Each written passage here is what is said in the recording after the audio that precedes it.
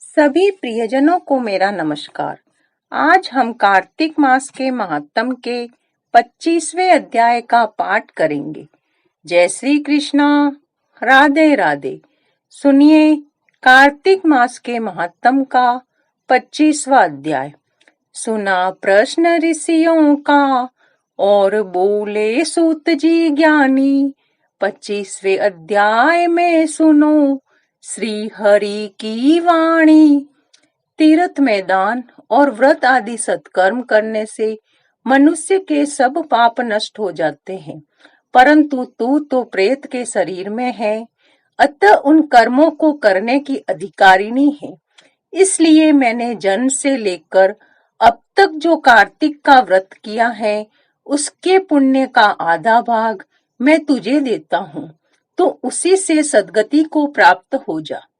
इस प्रकार कहकर धर्मदत्त ने द्वादशा अक्षर मंत्र का श्रवण कराते हुए तुलसी मिश्रित जल से जो ही उसका अभिषेक किया, त्यों ही वह प्रेत योनि से मुक्त हो प्रज्वलित अग्नि शिखा के समान तेजस्विनी व दिव्य रूप धारिणी देवी हो गई और सौंदर्य में लक्ष्मी जी की समानता करने लगी।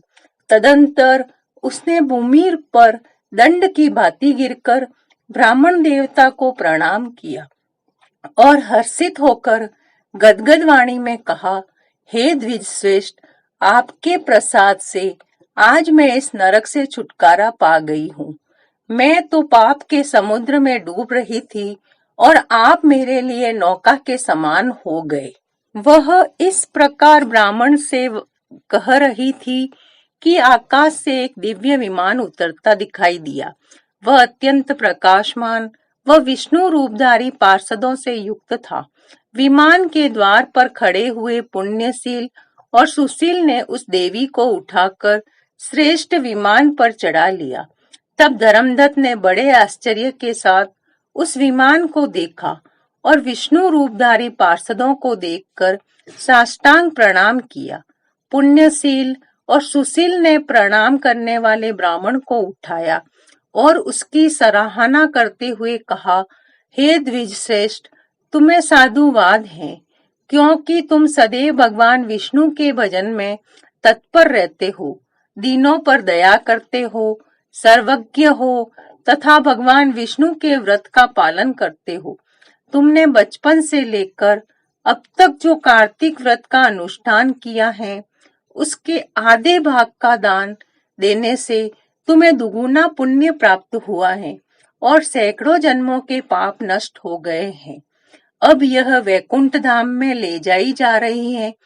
तुम भी इस जन्म के अंत में अपनी दोनों स्त्रियों के साथ भगवान विष्णु के वैकुंठ धाम में जाओगे और मुक्ति प्राप्त करोगे। धर्मदत्त, जिन्होंने तुम्हारे समान भक्ति पूर्वक भगवान विष्णु की आराधना की है, वे धन्य और कृतकृत्य हैं। इस संसार में उन्हीं का जन्म सफल है। भली भांति आराधना करने पर भगवान विष्णु देहधारी प्राणियों को क्या नहीं देते हैं। उन्होंने ही उत्तानपाद के पुत्र को पूर्व काल में ध्रुव पद पर स्थापित किया था। उनके नामों का स्मरण करने मात्र से समस्त जीव सद्गति को प्राप्त होते हैं। पूर्व काल में ग्राहग्रस्त गजराज उन्हीं के नामों का स्मरण करने से मुक्त हुआ था।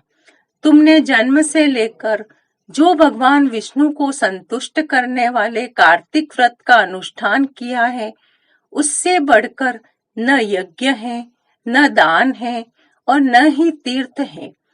विप्रवर, तुम धन्य हो, क्योंकि तुमने जगत गुरु भगवान विष्णु को प्रसन्न करने वाला कार्तिक व्रत किया है, जिसके आधे भाग के फल को पाकर यह स्त्री हमारे साथ भगवान लोक में जा रही है।